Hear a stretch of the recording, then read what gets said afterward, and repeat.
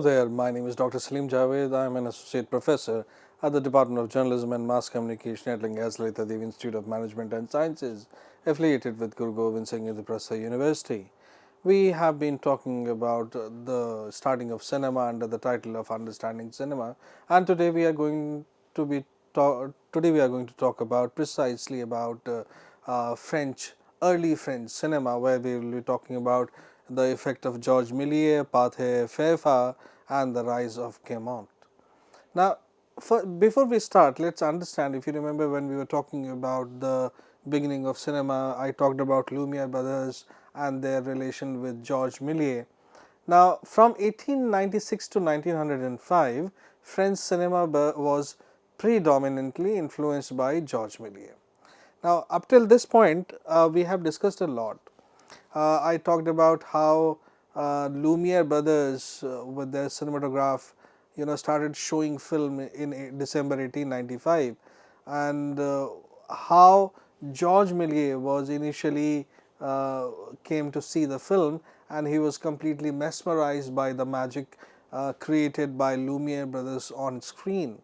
Now, this is something very interesting about this point, that Georges Méliès was very interested in buying a camera from Lumiere brothers, but Lumiere brothers being Lumiere brothers and knowing about Georges Méliès, because Georges Méliès was a magician and he had his performances, I mean, he was well known in the circle. Lumiere brothers knew that if they sell their camera to Georges Méliès, he will come up with something mischievous technically. So, they were like slightly adamant selling their camera to Georges Méliès, but Georges Méliès being Georges Méliès arranged another camera, modified it, and started making film from 1896 onwards. Now, this is about Georges Méliès. Now, why, as you can see on your screen, the first line says that from 1896 to 1905, French cinema was predominantly influenced by Georges Méliès. Now, what did Georges Méliès do to influence the entire French film industry? I mean, obviously, there was no term called French film industry by the time 1896. Lumiere brothers they were genuinely interested in actualities, and there was no strand, no thought of making it capturing fictional story sort of medium. It was not there at all. Now, Georges Méliès, because he was a magician, he was able to see the potential of that moving image on screen, which was the first commercial screening in Hotel Capucine in France, in Paris. Now, he could see the potential. There are inventors and there are people who can see the potential in that invention. As is the case with McDonald. Now, when Georges Méliès saw moving images on screen, you can refer back to Georges Méliès videos, then he realized that this is something that can excite people beyond actualities. Actuality means basically, the pre-existing form of documentary technically. So, life as it is, a slice of life, as you must have read in your books. Now, but Georges Méliès was the one, and if you remember when we talk about A Trip to the Moon, 1902, 1903. Now, this is a film which, and obviously before that, Haunted Castle, The Life of Brahman, and a lot of other things that Georges Méliès did. So, Georges Méliès could see that it can be fantastic, it can be spectacular, it can be beyond actualities. So, there is where he is different from Lumiere brothers. So, when from 1896, by the time he started making film, and up to 1905, by the time he was like dominating the French film market, it was all influenced by Georges Méliès, and the influence was such that whose theatrical fantasies gained such immense popularity that all the other producers were compelled to emulate his tactics to remain competitive. This indicates the trick photography and the stationary camera retained retained key element of French cinema until the conclusion of the First World War. Now, this one slide can be the total slide for a complete slide for next 1 hour. Why? Now, think of Georges Méliès, A Trip to the Moon, and it is reaching Hollywood. Illegal copies were made, people made a lot of profit. Georges Méliès established his own office in Hollywood, and then the entire grammar, the entire concept of filmmaking was heavily influenced by A Trip to the Moon. Such was the impact that a lot of Hollywood well-known directors and producers, the influence is not limited to France. It is basically across all the filmmaking nations by that time. So, A Trip to the Moon, when you see it, it's available on YouTube today. When you see A Trip to the Moon, you will see it's good, what is so great about it. But think of a moment when nothing like this exists. I mean, if it was released in 1903, technically it's 1902 at some places it is 1903. Let's take it 1902, and today is 2025. So 123 years ago the film was made, and when you see it, it is very tough to create all that today with all the facilities, with all the money as a student project.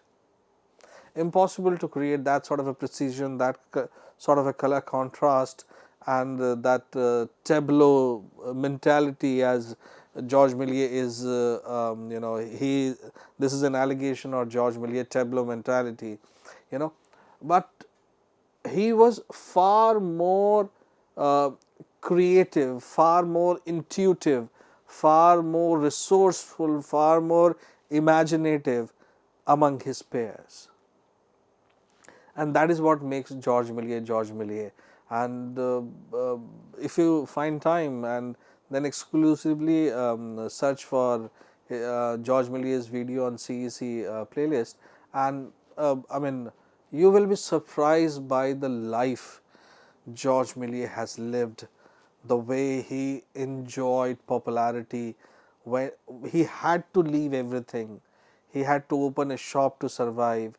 People got to know about him, brought him, gave him all the honor, and then when he was passing away, what wonderful lines he said about the world, about filmmaking community.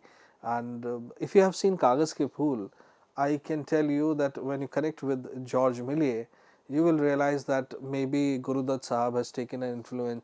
Obviously he must have been influenced by Georges Méliès' work, but I sometimes think, I saw Kagaz Ke Phool first and I read about Georges Méliès quite late, but I was able to see, when I was reading about Georges Méliès, I was able to see Kagaz Ke Phool there. So that's what study does. When you understand, when you know, when you can correlate, there is where you realize that it gives birth to new sort of knowledge. I mean, it can be a really wonderful topic, comparing the life of Georges Méliès and comparing Kagaz Ke Phool simultaneously, one after another, and that can be a wonderful class to do, because it is really amazing. Now, nevertheless, Méliès' commercial impact in the latter half of the decade was challenged when his star film company faced competition from the aggressive and monopolistic Pathé Frères. Okay, Pathé Frères, I'll be explaining about Pathé Frères, established in 1896 by former phonograph maker Charles Pathé. Now, look at the slide. It says Pathé, F-R-E-E, there is a sign on E, R-E-S. So, if in English we read it, it will be Frères. but in French it is Frères. So, it is Pathé Frères. It is not Pathé Frères. Pathé Frères will be too anglicized pronunciation of this word. It will be Pathé Frères. So, I will be talking about Pathé, it is Patha, and then there is a streak on E, and then Frères, it is not Frères. So, and then Charles is Charles, so there is no problem. Now, as I said when I was explaining about Georges Méliès, I talked about that he opened a company in Hollywood.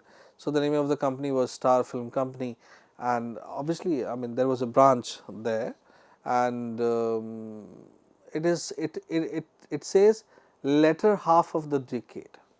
Now, this is really interesting that a trip to the moon, fantastic, at the peak of his career. I mean, burdened by a hell lot of films, project after project, and all that goes away within 4 or 5 years. I mean, there is a very interesting film, A Trip to the Sun also. I mean, very few people know about this film, but everybody talks about A Trip to the Moon. But Georges Méliès made another film called A Trip to the Sun. It was, if I am not mistaken, it was somewhere 1907 that he made that film. Now, as I just said, that the Star Film Company faced the challenge from Pathé Frères, which was started by Charles Pathé in 1896, and Pathé is still existing in 2025. 1896 it started, and in 2025 I am delivering this lecture, and it is still existing. Pathé, you type it on Google, Pathé Film Company, and there will be a oval shape yellow thing and with white Pathé is written there. That is the logo of Pathé. 1896, 2025, and it is still going on. That is what makes these company as giants. Now, what is so special about Pathé Frères, or Charles Pathé? Charles Pathé is the founder. What is so special about it?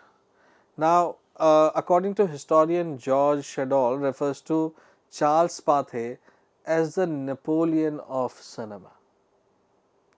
Now, this is a metaphor which hardly is given to anyone, but it is given to Charles Pathé.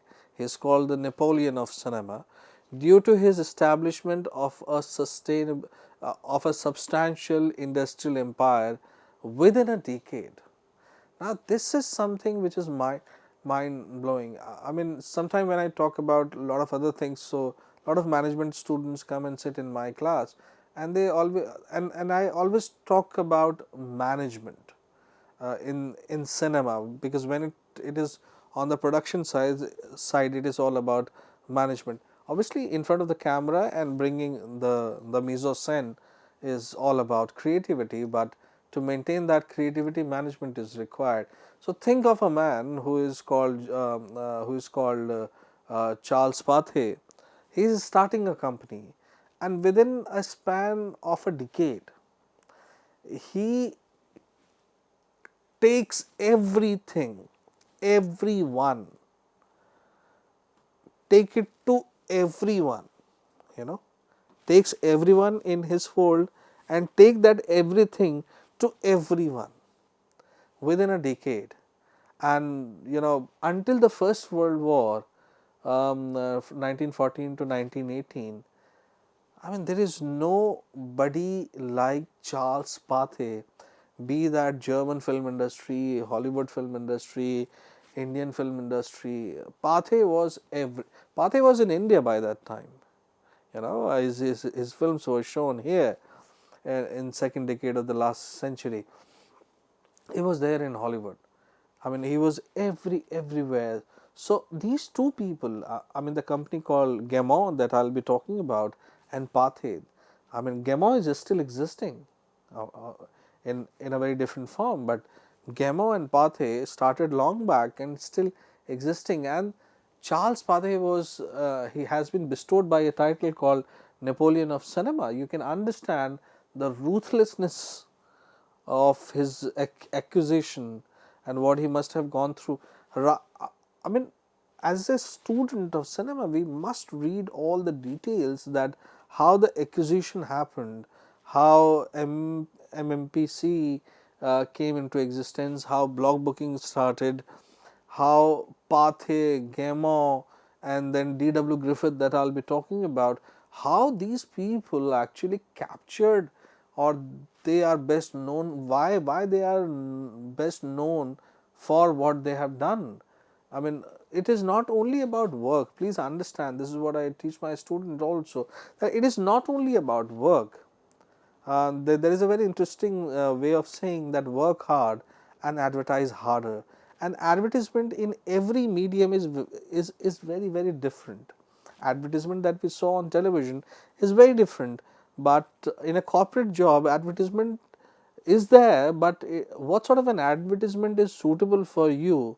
There is where all these people, those who these image improving people, when they are hired, they basically tailor made all these things for their client. Now, supported by numerous influential firms in France, Pathé Frères established an extensive production facility in Vincennes in 1901, and subsequently emerged as the largest maker of film equipment and raw film stock in Europe. Now, this is something very interesting. When up till this point, when I was talking about Pathé Frères, you must have been thinking that he must have been a very creative person. He must have been superior to Georges Méliès. He must have been a very charismatic personality, very innovative, very very resourceful and everything.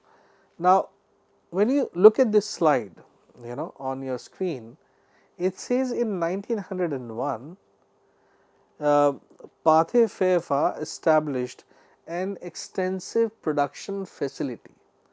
Now, establishing extensive production facility is a managerial work, and not only the managerial work, he was into the entrepreneurial side of the filmmaking also, as it says, largest maker of film equipment and raw film stock in Europe.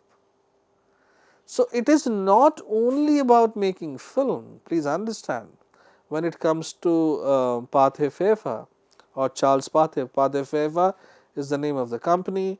Pathé, now it is known by, and Charles Pathé, the one who started the company, 1896, and by 1901 he was able to establish extensive production facility, and as being the largest largest maker of the film equipment and raw film stock in Europe. Now, understand why in Hindi film industry or Kannada film industry or Tamil film industry or for that matter Korean film industry or Japanese film industry or French film industry, why all those people who are able to earn really well, be that actors, directors, producers or line producers or whosoever it is, why they invest in different ventures? You really have to understand this point. Shah Rukh Khan is called king of Bollywood not because he has given lot of hits, please understand this. I mean, his film hit ratio is not that much. Some other actors may take a lead in this domain. He is called Basha because he is the first one among the new lot of 90s who diversified his investment. And one of the biggest example of his diversified investment as being while being on the top, he started a VFX company called Red Chillies. And then a lot of other businesses also that some property and some other things. I mean, a lot of other things. And as he did, his contemporaries started doing the same thing. So technically, in the new lot, now that lot is called gone lot. I mean, not technically gone lot, but old lot. So all the actors who entered in 1990s, like I give you a very good example, Milind Soman, if you remember, dashing guy, handsome guy. There's nobody like him. But how many advertisement projects or modeling projects he has been doing on a daily basis, and he has been surviving really well. Do you not imagine that he must have diversified his own investment? He has. And if you get to know about his diversified investment, you will be surprised to know. You will be surprised to know that what he has been, what is his main source of earning, and that is what is that is a point. You know, when we talk about film studies, when we talk about film theories, when we talk about film, understanding films, people think that it is only about films. No, it is not only about films. It's about economics. It's about polity. It's about geography. It's about history. It's about mythology. It's about everything that it's about finance. Right now I'm talking about finance at this point of time, and I have used 3 slides and more than 20 minutes I have been talking about. It is not about film, it's not only about film. A film is a product which does not exist in isolation. It is a product of our society, it is a product of our time, it is a product of it is a product about you and me. It can be visionary in nature, and that is what I am talking about. I am talking about one visionary. I am talking about this one visionary called Charles Pathé right now. And Charles Pathé is here. Please understand, I mean, this is being very objective. Charles Pathé is here. Georges Méliès is here. When you see from point of view, from cinema point of view, okay, I mean, there is no parallel of Georges Méliès in French cinema. Any French director, any film student in the world will put Georges Méliès here. A Trip to the Moon. Very few people know about Pathé Frères. Very few people. Now, those who know, they know when it comes to creativity, when it comes to filmmaking. Georges Méliès is here, Charles Pathé is here. Though he has been a very successful filmmaker, there is no doubt about it. When I will be explaining, you will get to know that, yaar, itna bhi bura nahi tha. So, Georges Méliès is here, Charles Pathé is here. This much is, I mean, difference can be of this much also. But when it comes to entrepreneurship, then Charles Pathé is beyond the sky, and Georges Méliès is here. There it is. So when it comes to creativity, when it comes to prominence, when it comes to importance, when it is about cinema, when it is about the value, when it is about the aesthetics, when it is about the innovation, Georges Méliès is ahead of Pathé. But when you talk about the business of films, then nobody can touch Charles Pathé. Nobody can touch Pathé at all. That is the difference. That is to be studied. I mean, give me an example of a parent that when you talk about like this, that watching film is also understanding business. Parents will allow you to study cinema, but the only thing is how many people talk about like this. I mean, when I was reading about, even I was, Georges Méliès, fine, part of the syllabus, I have to understand it. Even as a student, I was like, Georges Méliès, A Trip to the Moon, A Trip to the Sun, exceptional answer, good marks, fantastic, complete the course, get out, start working. But when I started reading about Pathé, I mean, Pathé was a villain for me, or Gaumont was a villain for me when I was talking about Georges Méliès. He was a villain. Go back, watch those videos. he is a villain. But today when I am talking about from production point of view, when I am talking about from entrepreneurial point of view, when I am talking about from business point of view, then Pathé is undoubtedly far ahead of Georges Méliès. I mean, you will get to know how, I mean, he can be a villain for anyone, to be very honest. I mean, I am not here to defend Pathé at all. I mean, when how he put a deal for Georges Méliès, how Georges Méliès had to leave, his circumstances and everything.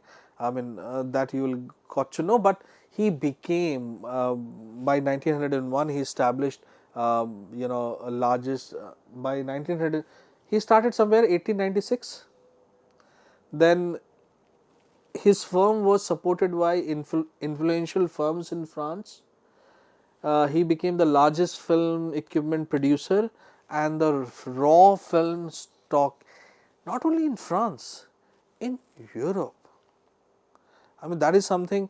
Now, this substantial financial resources enabled Pathé to expand its dominance over distribution network and cinema theaters across the continent, resulting in establishing of corporate agents worldwide. Now, think of him that I have been praising him. What he is doing? 1896, started. 1901, he opened his production facilities, largest, an extensive production facility. He became the largest maker of film equipment and raw film stock in Europe, and then he got into distribution, cinema theaters, acquisition of cinema theaters across the continent, and then he has his corporate agents worldwide. Now, tell me honestly, if I had not told you, if I had not informed you that I am talking about 1901 or I am talking about 1896, 1901, 1904, 5, then the way I am speaking about a person, all the things that I have just said, I mean, does it not surprise you that I am not talking about 2025? Corporate agent worldwide, um, uh, expanding dominance in distribution network. I mean, distribution network is something which most of us and you especially must have heard must have heard about 1990s. And I am talking about 1901, 1902, 3, 4, 5. Now, I mean, this is really interesting how Charles Pathé, who is called the Napoleon of film industry, Napoleon of film industry, Napoleon of cinema, obviously French cinema, Napoleon of French cinema, and the way he expanded within few years and the dominance he acquired and still existing in 2025. I am talking about somewhere 1896. That company is still active in 2025. How wonderful that is. We'll be talking about it more. Thank you.